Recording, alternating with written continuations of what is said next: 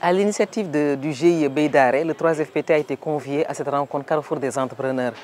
Donc Dakar-Kédougou, ce n'est pas à côté, mais comme le 3FPT est résolument engagé dans l'inclusion sociale, mais également dans l'équité territoriale, nous devons être présents justement pour donner la parole aux jeunes, pour les écouter et partager également nos missions principalement. C'est pour ça que nous avons répondu présente aujourd'hui à cette invitation-là.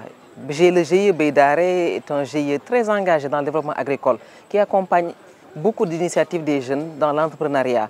Mais nous nous positionnons dans le financement de la formation et nous pensons que quelque part, peu importe les activités qu'une personne peut mener, mais avant de pouvoir bien la mener, il faut avoir une bonne capacitation, une bonne formation. D'où l'importance en fait du 3FPT dans le dispositif des instruments que l'État a mis en place à la disposition des populations, mais également des entreprises. Énormément de discussions. Les discussions ont porté beaucoup sur l'apport, comment davantage bénéficier de ces instruments qui existent au sein de l'appareil de l'État, comment également avoir une plus de proximité, comment disposer de conseils. Il y a le gouverneur, l'ancien gouverneur Fall qui a présenté, Léopold Watt, qui a présenté sur l'accès au foncier, le président directeur général de l'IAM, M. le ministre Guirassy, a également fait un exposé brillantissime sur le leadership, comment justement gérer son entreprise, quelle attitude également avoir.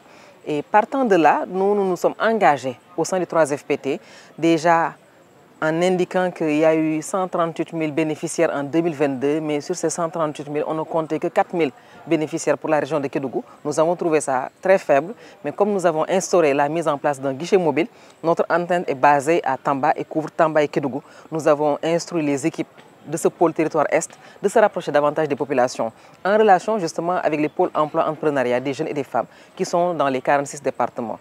Donc les différents départements de la région de Kédougou disposent également d'un pôle emploi-entrepreneuriat. Mais nonobstant cela, nous avons instruit les équipes pour organiser justement des guichets mobiles. Parce qu'il nous faut rationaliser la qualité de l'intervention, optimiser notre intervention au sein de l'appareil de l'État. Et nous avons également vraiment salué cette implication des conseils régionaux de la jeunesse, des conseils communaux de la jeunesse également, et même du Conseil national de la jeunesse. Et nous avons sollicité leur accompagnement pour justement avoir beaucoup plus de pertinence dans l'enrôlement, mais également dans le choix des bénéficiaires pour qu'il y ait plus d'impact.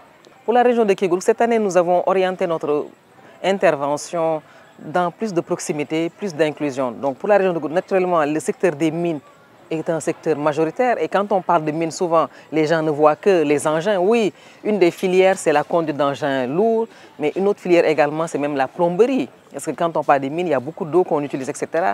Donc c'est de la mécanique, c'est de la menuiserie. Donc il y a toute une chaîne de valeurs, de compétences qui sont nécessaires. Et nous nous engageons à faire des financements dans ces secteurs-là. Kédougou, c'est une zone également touristique. On l'a vu dans ce magnifique bioparc dans lequel nous organisons cette activité aujourd'hui. Donc, quand on parle de tourisme, il faut accompagner dans le secteur hôtelier. Kédougou également est une zone agricole. Dès l'instant qu'il y a des cours d'eau qui sont existants dans la localité, ça veut dire qu'il y a des perspectives agricoles et ces formations dans ces secteurs-là sont également éligibles. Nous avons l'ambition également, en relation avec d'autres partenaires stratégiques, de travailler sur le développement des industries créatives et culturelles.